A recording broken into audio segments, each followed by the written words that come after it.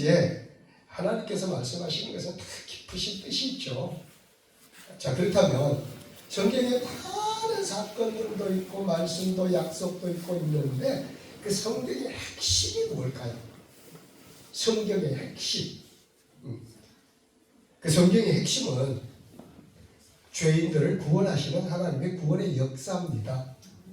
근데 하나님이 죄인들을 구원하시는 구원의 역사를 누구를 통해서 이루시느냐 하는 것이 성경의 핵심이에요. 우리 죄인들을 구원하시는 하나님의 구원의 역사는 예수님을 통해서 이루시는 줄로 믿습니다.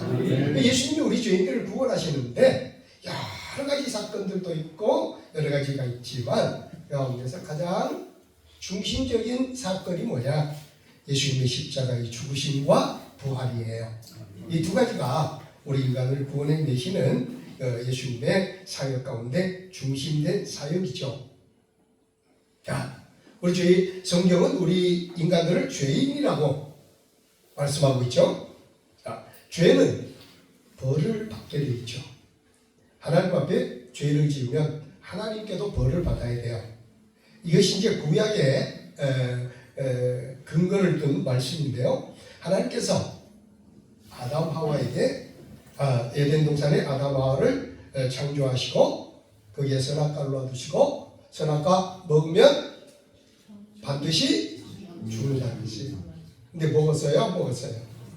먹었어요. 어떻게 돼야 돼요? 죽어야죠. 이제 아담 이후에 모든 아담을 통해서 태어나는 모든 죄인들은 이렇게 죄를 가지고 태어나요. 태어나서 내가 죄를 지어서 죄인이 아니라 아예 잉태되는 순간부터 죄인으로 잉태가 되어져요. 그래서 벌을 받아야 돼. 그 벌은 뭐예요? 반드시 죽어야 되는 거예요. 이 죽음이라고 하는 건 여러 가지 의미를 담고 있어요. 근데 가장 대표적인 게 뭐냐? 영과 육이 죽어야 된다 하는 그런 말씀이에요. 자, 그런데 이 죽어야 할 인간을 누가 창조하셨죠? 하나님이 창조하시는데 하나님이 창조하신 인간이 이렇게 벌을 받는 걸 하나님이 원하시겠어요? 원하죠. 그래서 하나님이 인간들을 구원하시기를 원하셔요.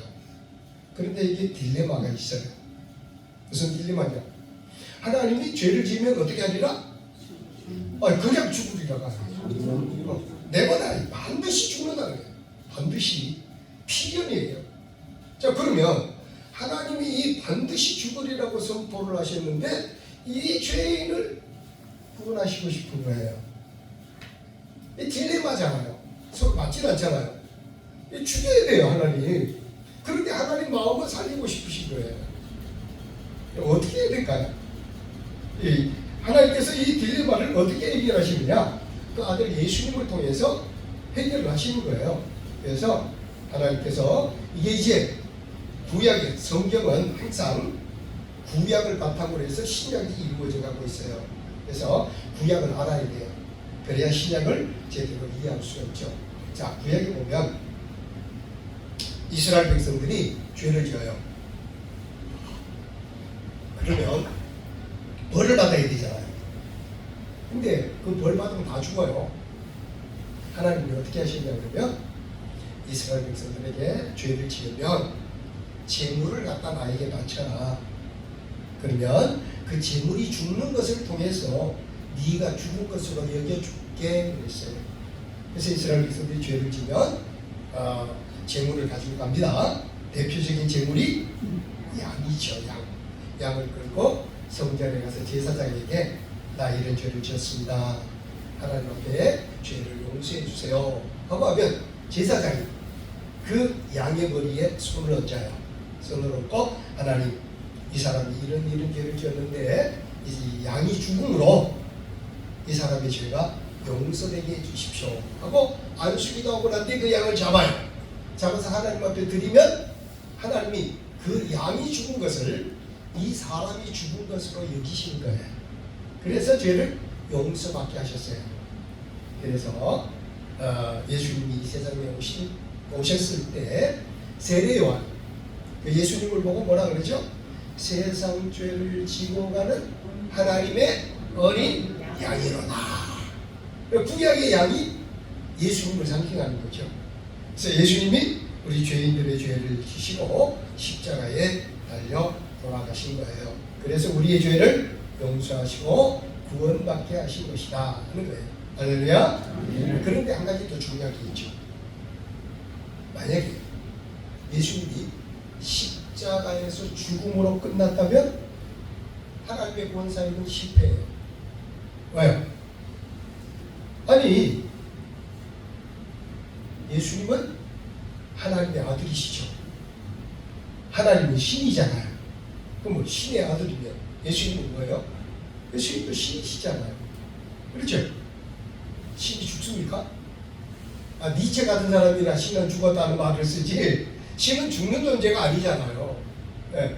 예수님이 죽었어요, 똑같이. 그러면 우리하고 똑같은 죄인이잖아요. 그 똑같은 죄인이 어떻게 죄인을 구원하죠? 네. 그래서 여기 아주 중요한 부활이 우리에게 아주 중요한 거예요. 부활은 뭘 말하냐? 예수님 자신으로 말하면 나는 하나님의 아들이다 하는 확실한 증거를 나타내 보여주신 거예요. 부활.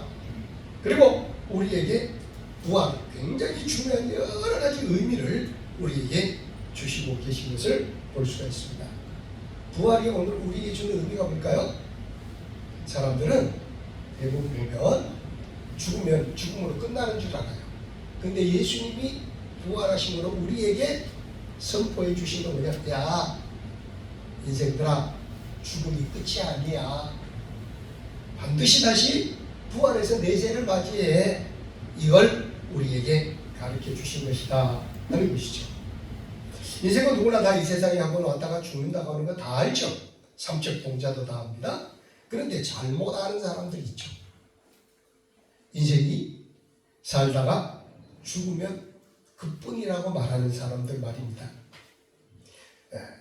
그러나 예수님이 십자가에 못 박혀 달려 돌아가시고 3일 후에 다시 부활하시는 인간이 죽으면 그걸로 끝나는 것이 아니라 죽은 다음에는 반드시 다시 살아난다 하는 것을 가르쳐 주신 것이죠. 그래서 인간은 죽음 후에 반드시 다시 살아나서 천국을 가든지 지옥을 가든지 둘 중에 한 세계에서 영원히 살게 된다고 요한복음 5장 29절에 예수님이 이렇게 말씀하시죠. 선한 일을 행한 자는 생명의 부활로, 악한 일을 행한 자는 심판의 부활로 나오리라. 예수님이 두 가지를 말씀하셔요.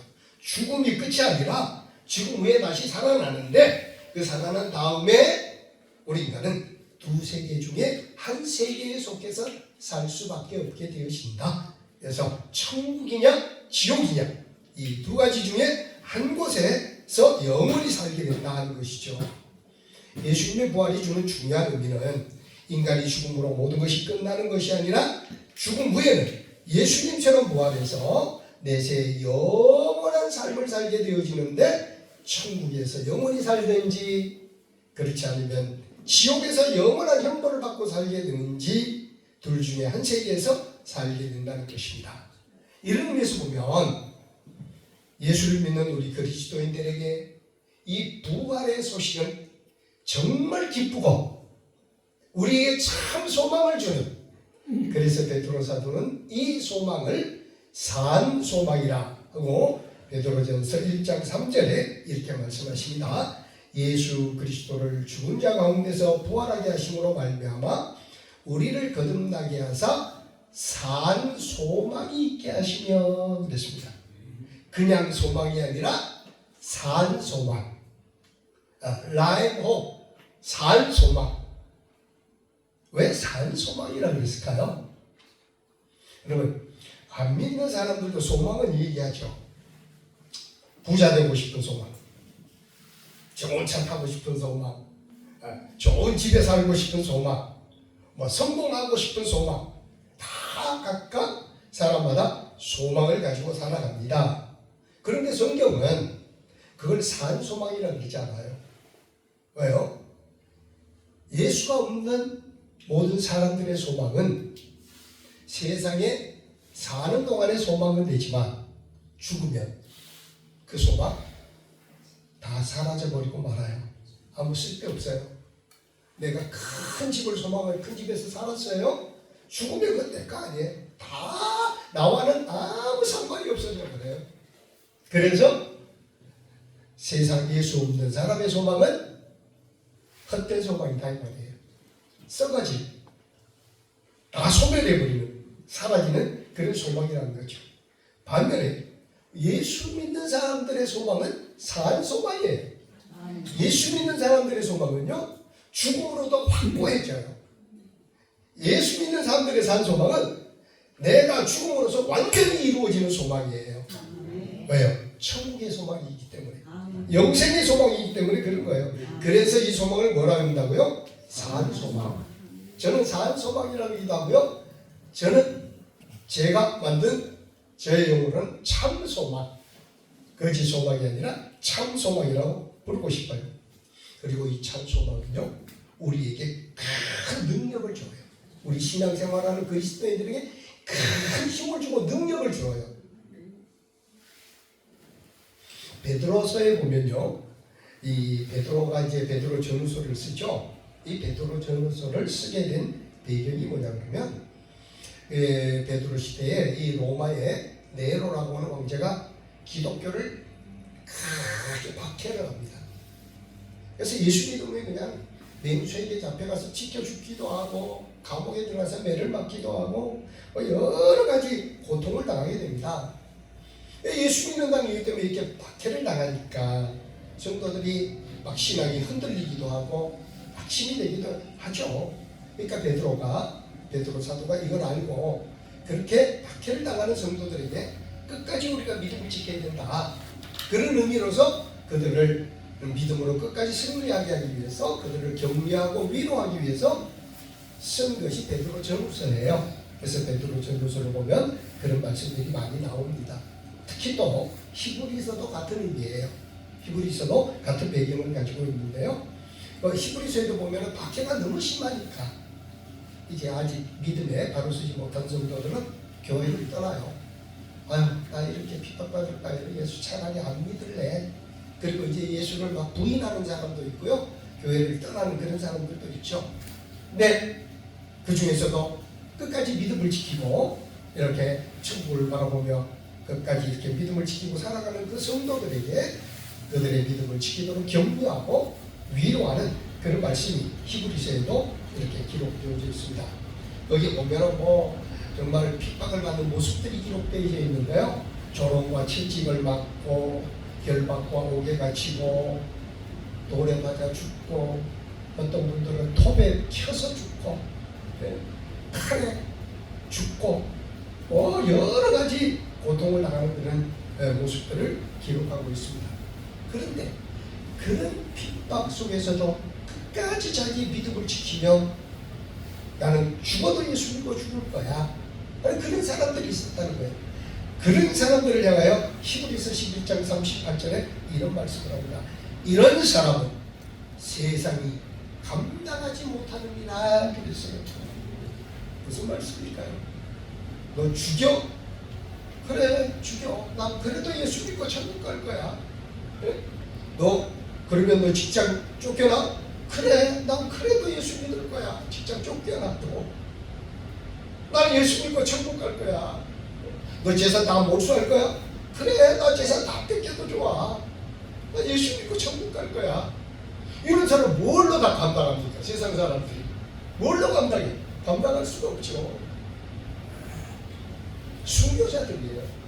여러분 오늘도 우리는 살아있는 순교자로 살아가야 할 줄로 믿습니다. 어떤 성도일까요? 나는 죽어도 주의를 지킬 거야. 너 주의 특권 안 하면 너 뭐가 짓지 않아 버릴 거야. 그래 난 뭐가 짓지 않아도 좋아. 직장이 잃어도 좋아. 난 주의 지킬 거야. 이거 살아있는 순교자입니다. 나는 말씀대로 살 거야. 어떤 일이 있어도 내가 아무리 손해를 보고 내가 아무리 핍박을 받아도 좋아. 나는 말씀대로 살 거야.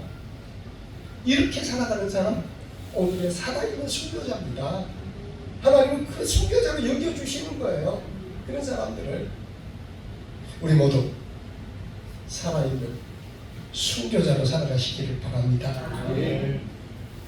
부활의 신앙이 확실한 성도는 어떤 환난과 핍박도 심지어는 죽음도 그의 신앙의 앞길을 막을 수가 없습니다. 포기할 수 없어요. 예수님의 부활이 우리에게 사유 소망이 되는 것을 사도 요한은 이렇게 기록해뒀죠. 천국에서 이제 영생을 얻게 된 성도들의 모습인데요. 모든 눈물을 그 눈에서 닦아주시니 다시는 사망이 없고 애통하는 것이나 곡하는 것이나 아픈 것이 다시 있지 아니하리라. 예수 믿고 이제 예수님처럼 부활해서 천국에 들어간 성도 다시는 죽는 것이 없습니다. 영원히 천국에서 살 겁니다. 거기는 아픈 것도 없어요. 애통하는 것이나 곡하는 것도 없어요. 거기에서는 주님과 함께 영생복락을 누리는 축복의 사람이 된다 하는 것입니다. 17세기에 유럽의 철학사조 가운데 유행했던 그런 철학사조가 있죠. 염세주의. 대표자가 쇼펜하우어죠. 이 염세주의 철학이 17세기에 유럽을 강타했었는데요. 이 사람들이 주장하는 게 뭐냐? 쇼펜하우어도 마찬가지입니다. 인생은 허무한 거야. 인생은 살만한 게 못돼. 왜? 아무리 내가 열심히 공부해서 판사가 되고 검사가 되고 내가 막 처자 일을 해가지고 돈을 그냥 엄청나게 벌었고 모든 것을 다 가지고 권력자 대통령이 되고 뭘 다 했다는 거예요. 그러나 그 끝은 죽음이라는 거죠. 그 끝에 반드시 죽을 텐데 이렇게 그냥 뭐 밤잠을 못 자가며 돈 벌 필요가 있냐 이 말이에요. 이렇게 그냥 잠을 못 자가며 공부 열심히 해. 그 결과 검사 되면 뭐 하냐는 거예요. 판사 되면 뭐 하냐. 좋은 차 타면 뭐 하냐. 결국 죽음인데. 결국 죽을 것. 이 사람들의 얘기에 보통 사람들은 많이 동조를 했죠. 그래서 극단주의적인 염세주의자들은 자살을 많이 했습니다. 왜? 인생이 허무하다는 거죠. 벌어봐야 뭐라고? 성공이 뭘 하냐? 결국은 죽음이니까. 죽음인데. 예수 믿지 않는 대부분의 사람들은 죽음을 제일 두려워하죠. 슬퍼하고 죽음 때문에 인생이 허무하다고 인생 무상하고 외칩니다. 이런 인간들에게 예수님의 부활하신 이 부활의 소식이야말로 가장 기쁜 소식인 줄로 믿습니다. 허무한 인생이 아니다 이 말이에요. 그걸로 끝나는 인생이 아니다 말이죠. 우리 그리스도인들은 더욱더 그런 거예요. 제가 언젠가 우리 이경종 사모님 말씀하시는 걸 쭉 들으면서 아휴 나만 고생한 줄 알았더니 저 사모님도 저 목사님도 고생 참 많이 했네 그런 마음이 들더라고요. 거기 보니까 제대로 된 뭐 유명 메이커 옷도 못 사 입고 사모님 괜찮습니다. 예수님 만나 부활하면요 세상 갑부도 못 입는 그 어느 사람도 못 입는 예수님이 하얀 세마포 의의 옷 입혀주실 줄로 믿습니다. 절대 예수 그리스도 안에서는 헛된 것이 없어요. 그래서 바울이 뭐라고 그럽니까? 절대로 너희들 낙심하지 말고 주 안에서 더욱더 힘써라. 왜? 너희들의 수고는 절대 헛되지 않다. 반드시 갚아주신다는 거죠. 반드시. 저에게도 그런 소망이 있으니까 산 소망이 있으니까 여기까지 달려왔고요. 여러분들도 똑같은 줄로 믿습니다. 주님을 위해서 수고하는 거 절대 헛되지 않습니다. 여러분 세상 사장도 자기 직원들 고용하면 한 달 월급 줘요. 하나님이 사장만 못하십니까? 더 좋은 걸로 갚아주실 줄로 믿습니다. 자, 말씀을 마칠게요. 이제 우리 그리스도인들은 예수님의 부활이 나의 부활이 되었음을 확실히 믿어야 할 줄 믿습니다. 내가 죽음으로 모든 것이 끝나는 게 아니라 내가 죽으면 나도 예수님처럼 새로운 변화체로 분명히 영광스러운 변화체로 부활해서 다시는 죽지 않고 눈물도 없고 고통도 없는 천국에서 영생 복락을 누리는 복된 존재인 줄로 믿습니다. 그리스도인은 이 부활의 신앙을 우리의 산 소망으로 삼고 이 부활 신앙으로 이 세상을 믿음으로 살아가야 할 줄로 믿습니다. 그리고 우리의 이웃에게도 나는 이렇게 부활 신앙으로 살아가고 있다고 나의 삶을 통해서 증거해 보여줘야 돼요. 그리고 입으로도 부활을 증거해 주는 그런 우리의 삶이 되어야 할 줄로 믿습니다. 예수님의 부활을 나의 부활로 삼고 이 부활을 나의 산 소망으로 삼아서 한평생을 부활신앙으로 살다가 죽은 후에 부활해서 천국에서 영생복락을 누리는 저와 여러분이 될 수 있기를 주님의 이름으로 축원합니다.